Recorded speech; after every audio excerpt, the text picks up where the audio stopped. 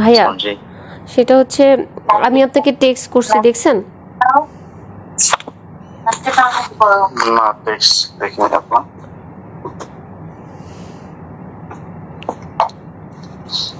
আমি আপনাকে টেক্সট করছি যে এই বিষয়টা যেহেতু সাংগঠনিকভাবে সলভের দিকে যাচ্ছে, তো এই বিষয়টাকে নিয়ে আমরা আর কথা বলতে চাই না, না কথা বলি, এটা নিয়ে অনেক কাদা ছড়াছড়ি হয়ে যাবে, আরও বিতর্কিত হবে ভাইয়া। এই কারণেই কিন্তু আমি আপনার সাথে লাইভে যাই নাই। এক, দুই হচ্ছে আপনি আমাকে যা যা জিজ্ঞেস করছেন আমি কিন্তু আপনাকে সব সত্যি সত্যি বলছি। এখন আপনি যদি আমাকে নিয়ে ওই মোয়াজ যে ছবিগুলো আপনাকে পাঠাইছে বা আরও যারা পাঠাচ্ছে এই ব্যক্তিগত ছবি নিয়ে যদি আপনি একটা কিছু বানান বা কিছু করেন, সেটা কিন্তু ভাইয়া তাহলে মানে এটা আনএথিক্যাল হয়ে যাবে, এটা করেন না। আমার চরিত্র 12টা কিন্তু অলরেডি বেজে গেছে ভাইয়া, মজ আমাকে ডিস্ট্রয় করে দিছে, আর ডিস্ট্রয় করেন না। আপনাকে ডিস্ট্রয় করে দিয়েছে, কিন্তু আপনি যে আপনার শ্বশুরের ব্যাপারে যে অভিযোগগুলো করছেন আপনি তো সেটা প্রমাণ দিতে পারতেছেন না। আমি আমার শ্বশুরের বিপক্ষে যে কথাগুলো বলছি সেগুলির প্রত্যেকটা স্ক্রিনশট, সে আমাকে কি কি ভাষায় লিখছে সেগুলির স্ক্রিনশট দিছি। মোয়াজ আমার বাসার মধ্যে ঢুকে আমার ল্যাপটপ নিয়ে গেছে। স্ক্রিনশট আপনি 1000 বানাইতে পারবেন স্ক্রিনশট। আচ্ছা আমি যেটা বানাইছি, আচ্ছা যেহেতু বানানো যায় তাহলে এটাও সম্ভব যে এটা যে বানানো হয়েছে সেটা আপনি বাই করেন যেটা আমি বানাইছি।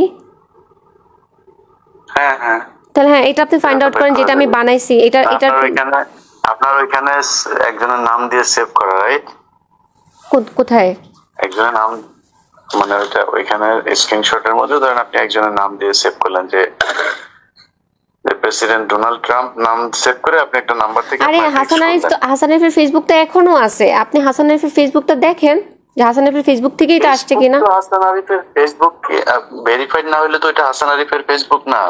ভেরিফাইড ছাড়া আপনি কেমনে বুঝবেন? আরে হাসান এখন পর্যন্ত তো ওই ফেসবুকটা তো চালাচ্ছে এখনো তো যে নোমান বা ওই যে হাসান আরিফের যারা জুনিয়র আছে তারা তো এটা এখান থেকে এখনো বিভিন্ন আপডেট দিচ্ছে হাসান আরিফের কাজ সম্পর্কে, তার মৃত্যু দিবস, এই দিবস সেই দিবস, সেগুলো তো আপলোড করতেছে তারা। এটা তো আমার কন্ট্রোলে না, এটা তো তাদের কন্ট্রোলে আছে।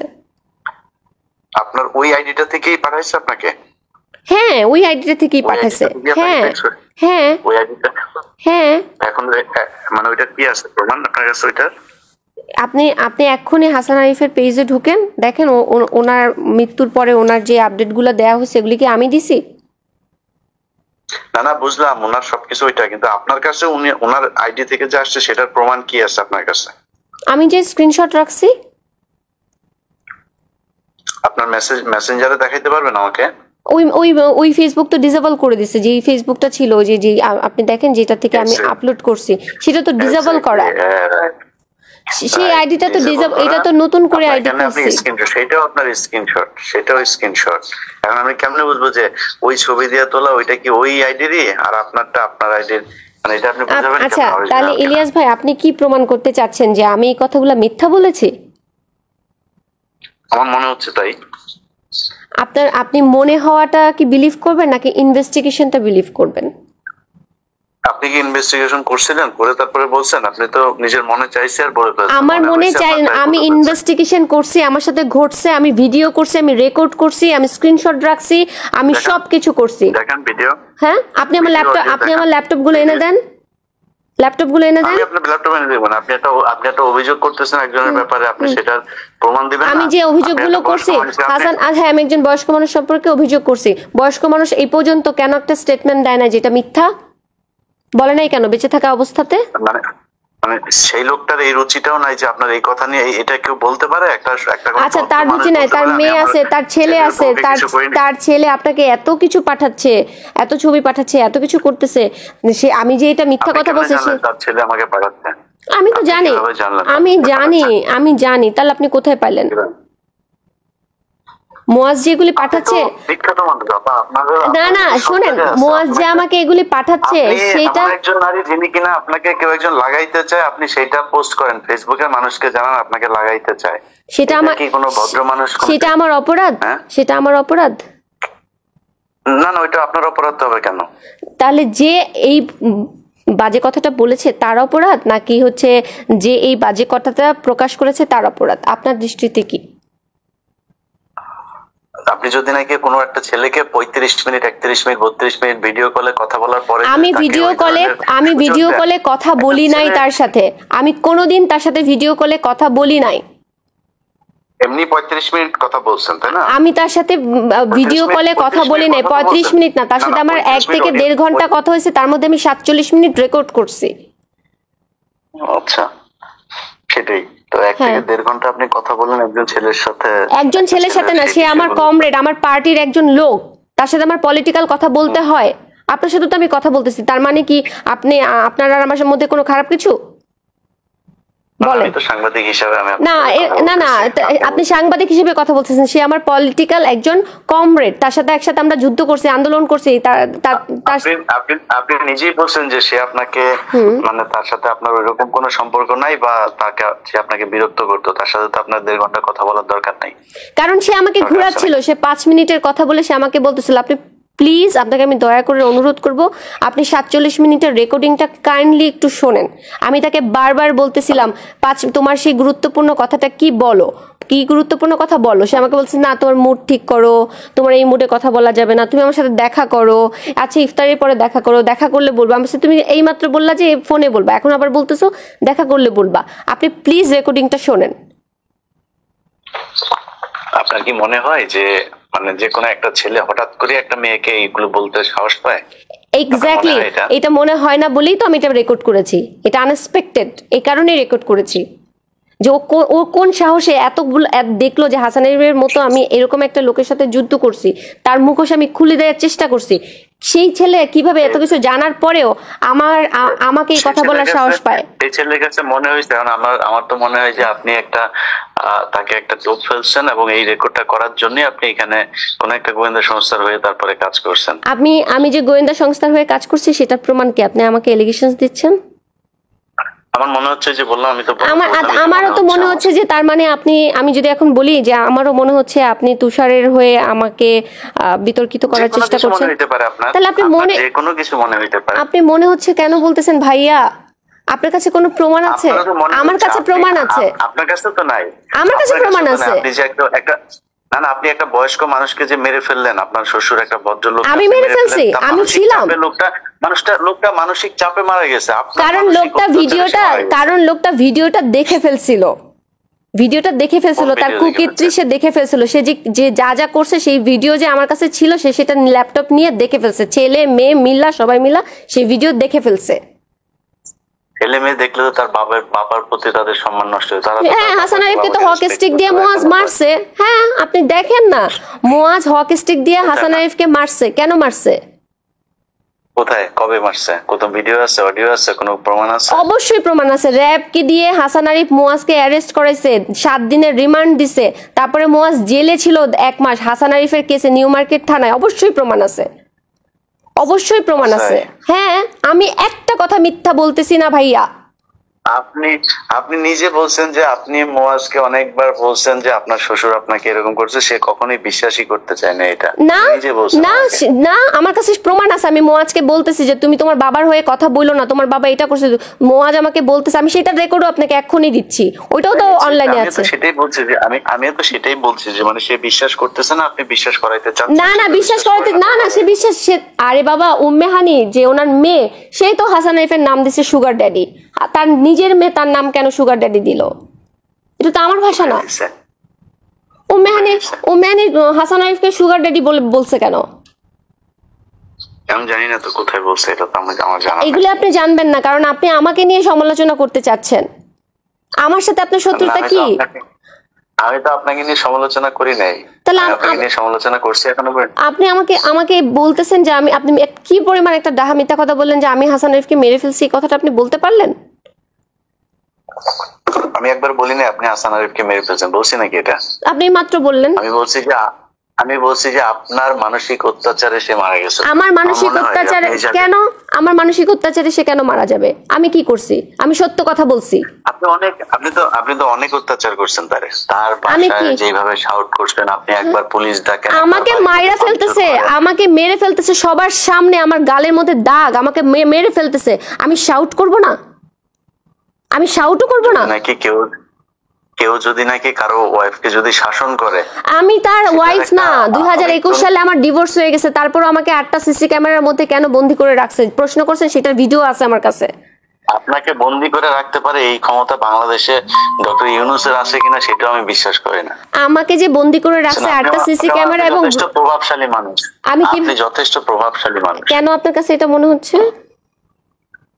আপনি এনসিপির মতো এখন তারা সরকারি দল, এনসিপি তো এখন সরকারি দল, তাদের সাথে আপনি একদম ওদের সামনে বসে আপনি ফাইট করতেছেন। তো তো আমরা হাসিনার আমরা আপনি বিভিন্ন সময় আপনি থানায় গিয়ে থানার ডিসি কে পর্যন্ত আপনি কাঁপায় দিয়েছেন, যে এগুলো ভিডিওতে সেখানে কেন দিব না? আমাকে কোপ মারা হয়েছে ঢাকা ক্লাবের মতো একটা জায়গার মধ্যে, একটা সিক্রেট প্লেস আমাকে কোপ মারা হয়েছে, আমি কথা বলবো না? আমি আমার অন্যায়ের প্রতিবাদ চাইবো না? মোয়াজ আমাকে কোপ মারছে, আমি আমার এই তুষারকে জিজ্ঞেস করেন, তুষারকে হ্যাঁ ভিডিও আছে, অবশ্যই আছে। কোন ভিডিও আছে? এই কোপ মারার ভিডিও?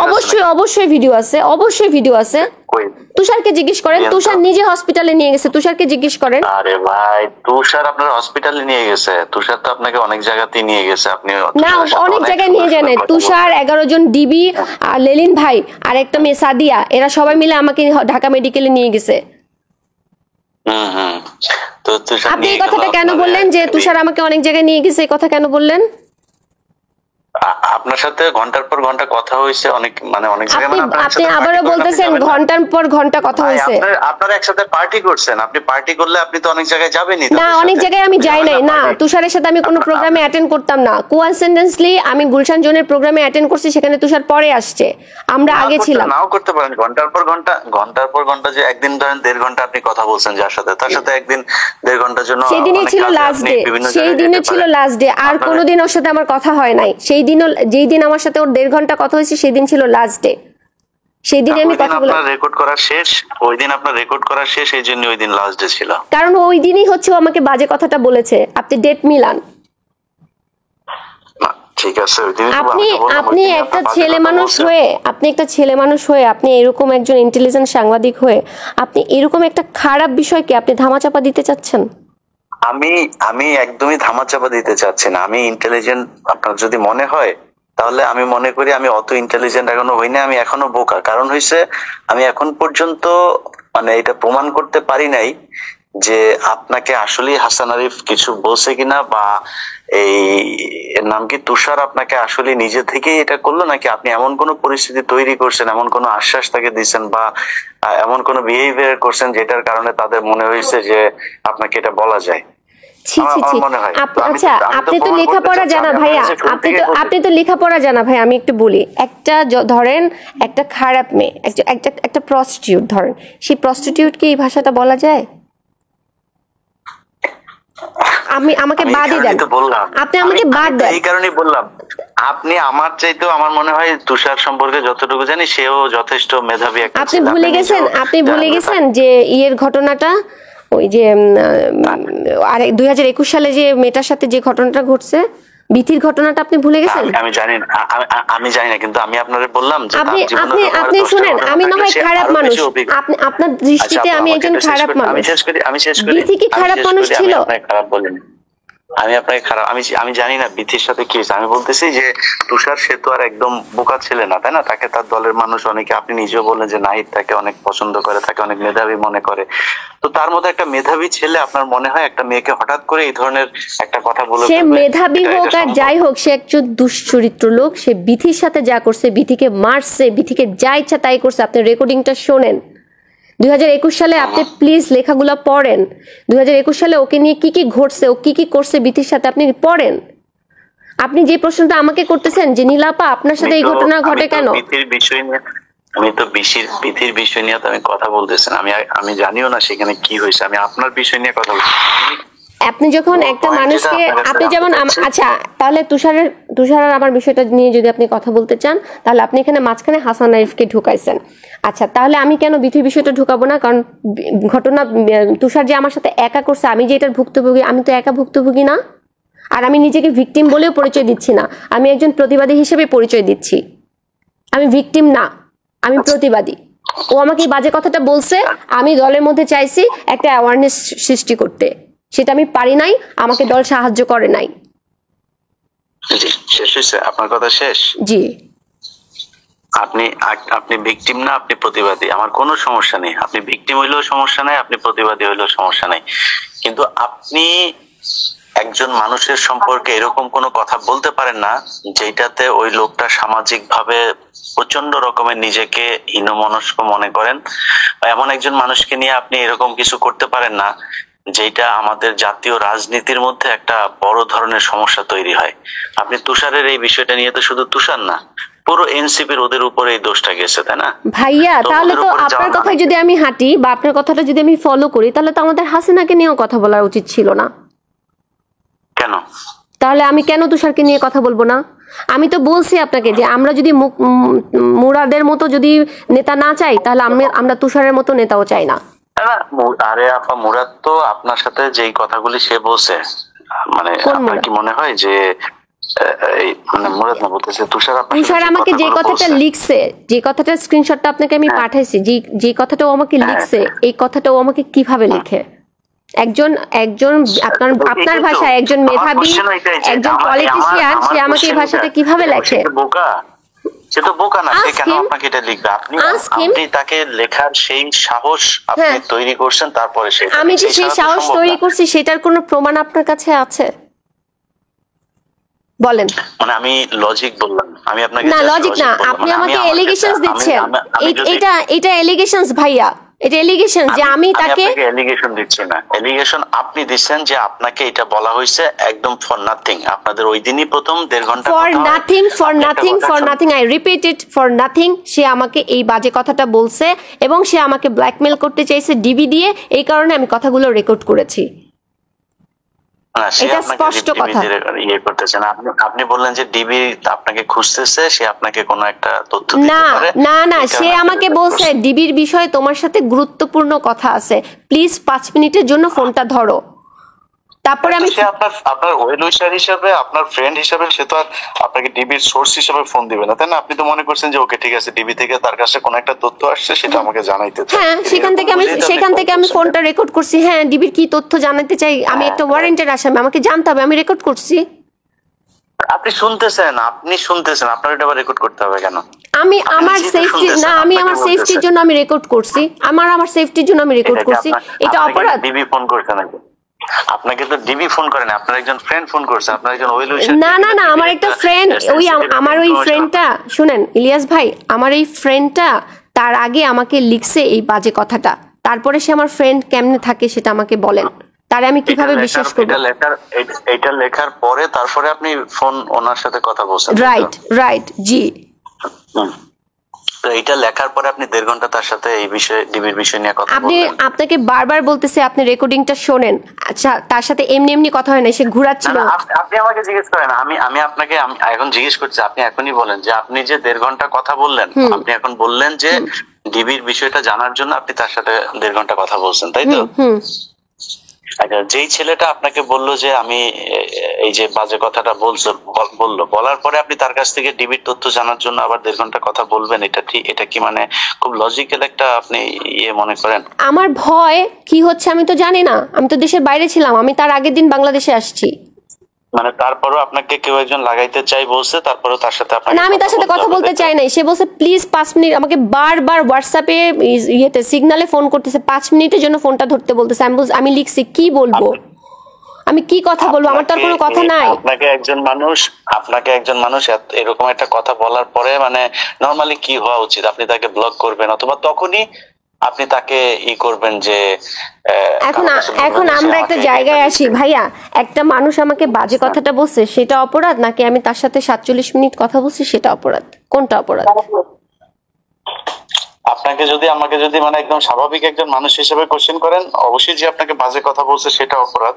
আর যদি নাকি আপনাকে আমি এমন একটা কিছু চিন্তা করি যে আপনাকে গোয়েন্দা সংস্থা হায়ার করছে, যে কাউকে একজনকে এই বিষয়টা নিয়ে, কোন গোয়েন্দা সংস্থা আমাকে হায়ার করবে?